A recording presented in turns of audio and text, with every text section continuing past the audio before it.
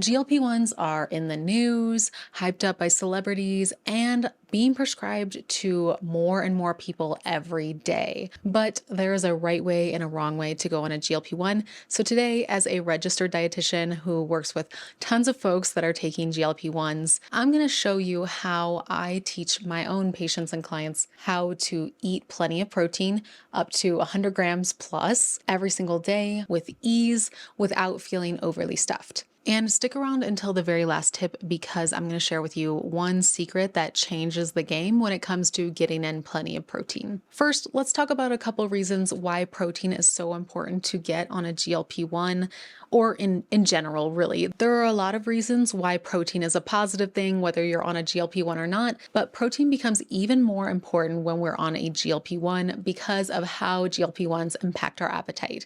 So GLP-1s, in short, work two different ways to help support weight management. Number one, it helps with insulin sensitivity, which if you have insulin resistance can make your body store fat more easily. And number two, it's slowing down gastric emptying, which makes you feel more full more quickly. And then thus you're not really feeling the need to eat as much as you used to. Both contribute to the weight management and weight loss that comes with GLP-1s. As you've probably heard before, protein is used for muscle synthesis. It's used for healthy hair, skin, and nail production. So if we're not getting enough protein in our diet, you will start to notice, your nails be brittle, your hair might fall out, your muscle is lacking despite having a calorie deficit and working out. You're just not seeing results that you once did at the gym. Muscle wasting is a big concern with low protein intake on a GLP-1. Protein also has a higher thermogenic effect, so that means we burn more calories when we break down protein versus other types of macronutrients, so it can be good for our metabolic rate as well. So why does protein become really difficult to get on a GLP-1?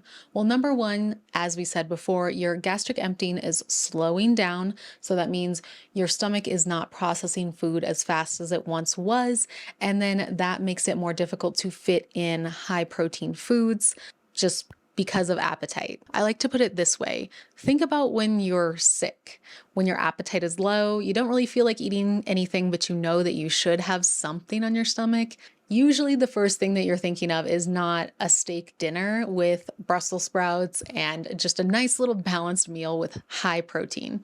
We're usually thinking of toast with butter or crackers or applesauce maybe a banana if we're feeling up to it, but we're not feeling up for anything really protein heavy. That's kind of something that can happen on the GLP-1, not the whole time that we're on it, but especially at the beginning when your appetite is regulating itself and we're getting used to the GLP-1, we can really tend to crave carbs over protein.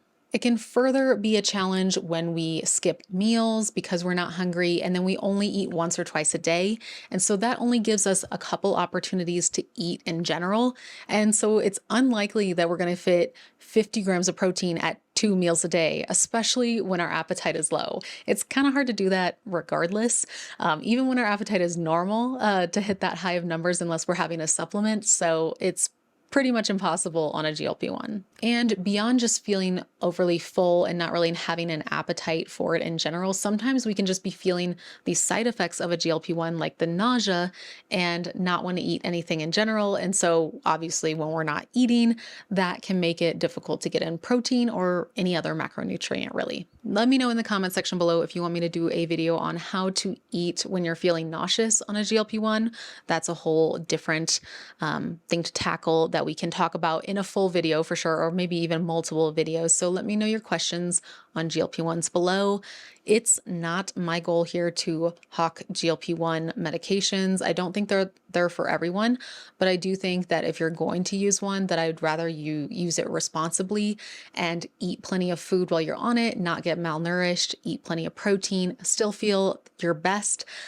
So that's kind of why I'm doing this GLP-1 series, is to help support those of you who are already on it, By no means do I think that it's, again, something that everyone should use or that you should use long term necessarily. So hopefully this video series helps. Okay, so I have 4 main tips that I want to share with you in today's video. I'm sure we could create even more in a follow-up to this if I think of some more, but these are the ones that I start with my patients and clients to help support them getting 80 to 120 grams of protein. That's kind of the average needed amount, especially for women, which is the population that I personally work with. If you're a man, you might need a little more, but 80 to 120 is about the average. Anyway, let's get into the tips. Number 1 is eating small, frequent meals. Now, when I say that, I know that's like a loose thing that everyone says or that you've probably heard in the past. Like, okay, Katie, what does small, frequent meals mean really in reality? When I say small and frequent, I mean 4 to 6 times a day. So this will be about 3 meals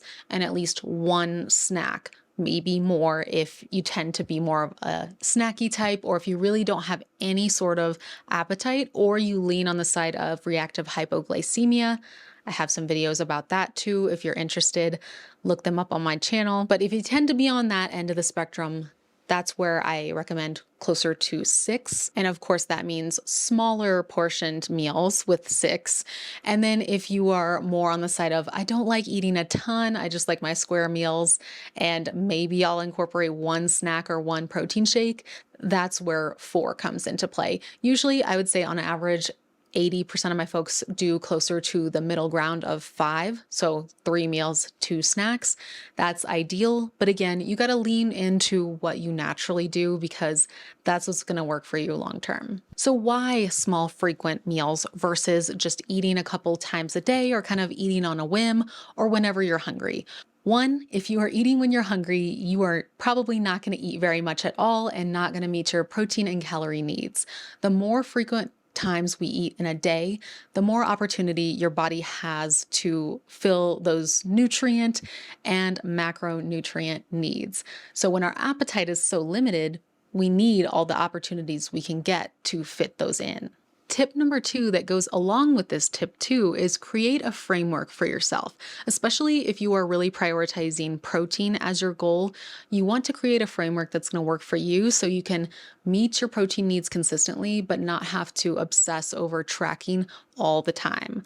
Sometimes I have my folks track for a temporary amount of time, but I don't like to do it long term because I feel like, we all have lives. We don't need to track constantly every single day in and day out. But what can help is taking that protein number and dividing it by the amount of times you expect to eat in a day and finding a number that works for you to break down, okay, this is how much protein I need in my meals. This is how much protein approximately I need in my snacks. So I wrote down a few numbers and I'll look off to the side to read them to you, but I'll give you examples of how you could do this with eating 4 times a day, 5 times a day, and 6 times a day. So if we're eating 4 times a day, then you're going to need to have about 30 grams of protein at breakfast, 30 grams at lunch, 30 grams at dinner, and then 10 grams at snacks or at 1 snack a day. So that would hit about 90 for the meals, and then that extra 10 will hit 100 by the end of the day. If you're eating 5 times a day or 3 meals and 2 snacks, you're going to want to aim for approximately 20 grams of protein at each meal, and then approximately 2 snacks with 20 grams of protein as well. So 5 times 20 equals that 100 grams. You see how as we get to the higher amount of meals per day, you have a lower amount to shoot for at each meal, making it easier to actually make those numbers realistic when you have a limited appetite. If we do 6 meals a day or 3 meals, 3 snacks, then you can do 15 grams of protein at breakfast, 15 grams of protein at lunch, 20 grams at dinner,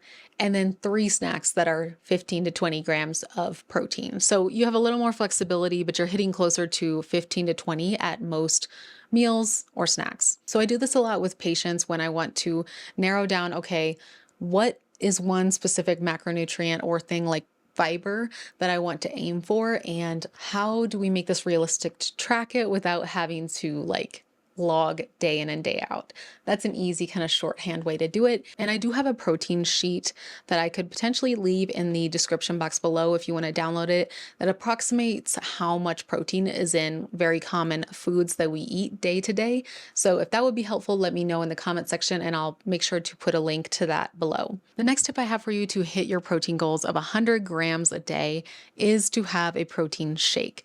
I think for GLP-1 users, it's always a good idea to have some sort of protein supplement on hand at all times because our appetite is unpredictable and protein shakes just make it ultra simple to get in protein without filling your belly up to an uncomfortable degree. I really like Orgain shakes. I also like the, what are they called? I'll put it up on the screen. Nuri shakes. Those are my latest ones that I like a lot, but anything that you enjoy, Premier Protein is fine. Owen shakes. There's a lot of good protein brands out there at Costco and online that you can get 20 to 30 grams of protein in a shake really ultra easily. And the benefit of a protein shake is that you can sip it over time. So it can be even over an hour and you're not feeling overly stuffed because it's a liquid. It's really not intense. It's not heavy on your stomach and it helps you get in that protein. Do we want to get most of our protein from food sources that are not supplements? Yes, ideally, but again, it's so much easier when we have a supplement to hit those numbers, and I find no issue with it as long as you balance it out with whole foods. If you have any protein recommendations or favorites that you have been trying, let us know in the comment section below. I'm always game to try some new proteins and to hear from you what you guys like too. And the last tip I have for you for hitting your 100-gram protein goals on a GLP-1 is to have your protein first. That's your philosophy. Protein first. So when we have our meals, whatever you have, whether it's like string cheese and crackers, or you have chicken, broccoli, rice, you're going to have that string cheese first. And then at the chicken, broccoli, rice, you're going to have the chicken first, ideally the vegetables second, because that's the second hardest thing to get in, and then your carb last. As we said earlier in this video, carbs are just a lot easier to fit on your stomach when you're not feeling well. So that's why I recommend it last, because you're going to get the carbs in. It's going to feel good on the stomach. It's just not that hard to press for the carbs. It is harder to fit in the protein. So you want to do it when your appetite is optimized. Oh, so speaking of optimizing protein, when your appetite is at its peak. So like, again, having protein at the beginning of the meals when we're thinking of eating whole foods. With the protein shake, one thing that I like to recommend is having the protein shake at that time or gap in the day where it's been 3 to 4 hours, your hunger is not there and you're needing something, but it's just not happening and you don't want to feel full. Like that's when you should have your protein shake, not just willy-nilly any time of the day. Have it when it's really the best time to have it. Obviously, you can have it any time of day if you really wanted to, but there are better and worse times to have that protein shake. And if you're really not feeling it for the protein shake, there's also protein waters at Costco. If you've ever seen those can be great for fitting in the protein when you really don't even want anything. I have this for my folks who are feeling ultra nauseous all the time or vomiting even, and they want something really neutral on the stomach that still hits the protein. That's a good bonus tip for you too. Okay, that's all I have for you today. Thanks so much for joining me. My name is Katie and I'm a registered dietitian and certified personal trainer. And I work with so many women out there that have PCOS, hormonal conditions, metabolic conditions like insulin resistance. And I just so happen to be seeing a lot of folks with GLP-1 prescriptions. And so I wanted to make a video to help support you.